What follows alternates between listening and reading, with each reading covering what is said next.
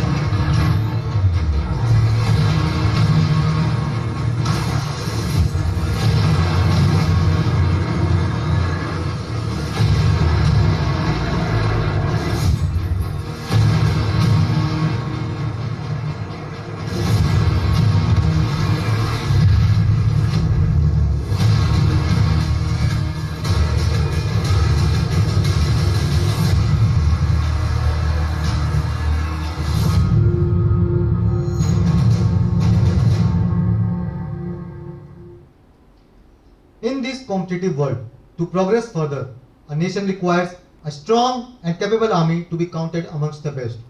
It is here that you students can contribute. The Indian Army is one of the largest in the world, with a history going back several hundred years. It was during the British era that a military department very similar to the present Ministry of Defence was set up, but with most of the senior positions occupied by the Britishers. It was after independence on 15th January 1949, the army had its first Indian Commander-in-Chief, General later Field Marshal K.M. Cariappa. Armed forces offer excellent career opportunities to the adventurous young candidates. It is a career that offers immense facilities, a privileged lifestyle, and of course, the honor of serving the country. The armed forces characterizes the ideals of service, sacrifice, patriotism, and our country's composite culture. Indian Army is respected and admired everywhere around the world, as well as within the nation for its service before self motto. What fascinates us in joining Army? Here, I will be briefing you on few of the aspects. There are several ways to serve the motherland, but securing and serving it on the cost of life is an elite job and is incomparable. Flaunting salutes An uniform adds a sense of pride, respect, and honor in a person. It is never given or transferred, it is always earned. The armed forces are known for the adventure activities and sports events on every level. Discipline is the backbone of the armed force, and every soldier in the army follows it with organized lifestyle that keeps life in a pattern. It keeps the mind and body active. Indian Army offers you the best of the perks and privileges any service can offer. The armed forces provides job insured along with all the other privileges. Physical fitness and continued education is a way of life in Indian Army. Army provides you ample opportunities to enhance personal growth and education. The basic responsibility of the army is to safeguard the territorial integrity of the nation against any external aggression. In addition, army is often required to assist the civil administration during internal security disturbances and in the maintenance of law and order. In organizing relief operations during natural calamities like floods, earthquakes, and cyclones, and in the maintenance of essential services. The army lives by the credo given by Field Marshal Sir Philip Chetwood. The safety, honor, and welfare of your country comes first, always and every time. The honor, welfare, and comfort of the men you command come next. Your own ease, comfort, and safety come last, always and every time.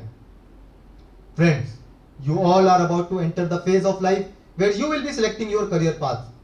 The path which you will choose will define your life ahead. Indian Army is one such career for you. It is the most trusted and respected government organization in the country according to many studies. The Indian Armed Forces employ young men and women every year as an officers and also as an army man. The recruitment to the armed forces is voluntary and every citizen of India, irrespective of his or her caste, class, religion and community is eligible to join, provided he or she meets the laid down physical, medical and educational criteria. The army offers you an experience for life. If you are courageous, honest, loyal, determined and think of yourself to be full of leadership values and a person of integrity, then army is for you. Now please take your focus on the viewfoil to see the various options available to you to join the forces. The National Defence Academy entry. The National Defence Academy is a joint defence services training institute of the Indian Armed Forces located at Khadakwasla, Pune. The cadets of the three services, that is Indian Army, Indian Navy and Indian Air Force, train together before they go to their respective service academy for further pre-commission training. As of now, the entry is only applicable for males. Now, I will be giving you a brief about the non-technical entries. The Indian Military Academy Direct Entry Permanent Commission. The Indian Military Academy trains officers for the Indian Army. Located in Dehradun, Uttarakhand, it was established in 1932. From a class of 40 male candidates in 1932, IMA now has a sanctioned capacity of 1650 gentlemen cadets. It is offered only for male candidates. Now coming to the non-technical Short Service Commission entries at OTA Chennai and Gaya. The Officers Training Academy trains officers for the Short Service Commission. It was established in 1963. The first academy was located at Alandur, a southern neighborhood in Chennai. A new academy was set up at Gaya in 2011. The necessity for establishing Officers Training Academy was felt after the Sino-India War in 1962 to train officers for emergency commission into the armed forces.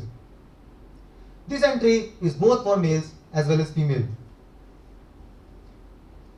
Now coming to the Short Service Commission JAG entry. Law graduates, both male and female, can apply for this entry. They get trained at Officers Training Academy, Chennai for a duration of 49 weeks. NCC Special Entry Short Service Commission. Both male and female graduate with minimum B grading in NCC C certificate can apply for this. They get trained at Officers Training Academy, Chennai for a duration of 49 weeks. Now I will be educating about the various technical entries available. The University Entry Scheme Permanent Commission.